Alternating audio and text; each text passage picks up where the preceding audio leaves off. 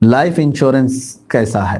Life insurance کے معاملات بھی تفصیل طلب ہیں، خاص طور پر ان لوگوں کے لیے جو اس کی قسطیں بھرنے کا جن کو یقین نہیں ہے اور پیسے ان کے ڈوب سکتے ہیں، ان کے لیے جائز نہیں۔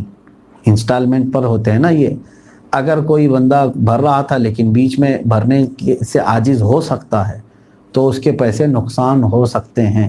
ایسی پالیسیاں ہوتی ہیں کہ پیسے ڈوبنے کا اندیشہ ہے یا پیسے چلے جائیں گے اگر بیچ میں چھوڑ دیا تو ایسے ان لوگوں کے لیے جائز نہیں۔ اور جس کو یقین ہے کہ اس کی پوری پالیسی پر میں عمل کر سکتا ہوں اور پوری قسطیں میں بھر سکتا ہوں، تو جیون بیمہ، زندگی کا بیمہ، لائف انشورنس کروانا کوئی حرج کر سکتا ہے۔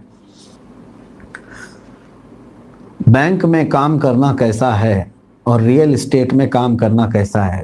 یہ ریئل اسٹیٹ کا سوال جو ہے آج سے تقریباً 10 سال پہلے کرنا چاہیے تھا، کیونکہ آپ کیا کریں گے، آپ ریئل اسٹیٹ میں سب ختم ہو چکا ہے۔ بہرحال پھر بھی ریئل اسٹیٹ میں کام کرنے کے متعلق اور بینک میں کام کرنے میں کوئی حرج نہیں ہے۔ ہندوستان میں فقہاء اکرام نے ہمیں اجازت دی ہے کہ یہاں جو بینکوں میں ہم لین دین کرتے ہیں، کھاتہ رکھتے ہیں، ساری چیزیں ہمارے لیے جائز ہے کہ ہمارے اور کفار کے درمیان جو لین دین میں زیادتی ہو وہ سود نہیں ہے، حدیث پاک میں ہے۔ دارالحرب کے لیے معاملات ہیں، اور ہندوستان کے دارالحرب دارالاسلام ہونے میں بھی فقہاء کا اختلاف ہے، لیکن اس بات کا اتفاق ہے کہ یہاں کے کفار حربی کافر ہیں، ان سے اگر کوئی چیز ہم کو بڑھا کر کے ملتی ہے تو وہ سود نہیں ہے۔ اس اعتبار سے بینکوں میں وہاں سے جو چیز ملتی ہے وہ مسلمانوں کے لیے مباح ہے اور وہاں کام کرنا بھی جائز ہے، کوئی حرج نہیں ہے۔ ریئل اسٹیٹ میں کس طرح کا کام آپ پوچھ رہے ہیں یہ تفصیل نہیں ہے، یا آپ بلڈر بننا چاہتے ہیں یا زمین خریدنا چاہتے ہیں یا پوڑا چلانا چاہتے ہیں یا کیا کرنا چاہتے ہیں، ریئل اسٹیٹ کے بہت سارے کام ہیں، تفصیل اس میں نہیں ہے۔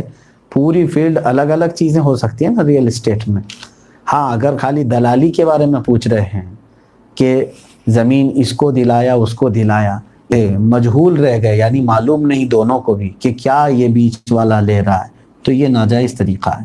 پہلے اگر اس نے طے کر لیا کہ میری خدمت یہ ہوگی کہ مجھے تم اتنا دے دو، میری خدمت یہ ہے کہ میں دونوں کو ملایا ہوں یا دکھایا ہوں یا میں گھوما ہوں پھرا ہوں کاغذات لایا ہوں، یہ میری محنت ہے، دونوں سے وہ اگر کوئی طے شدہ پہلے سے چیز لیتا ہے تو کوئی حرج نہیں، جائز ہے۔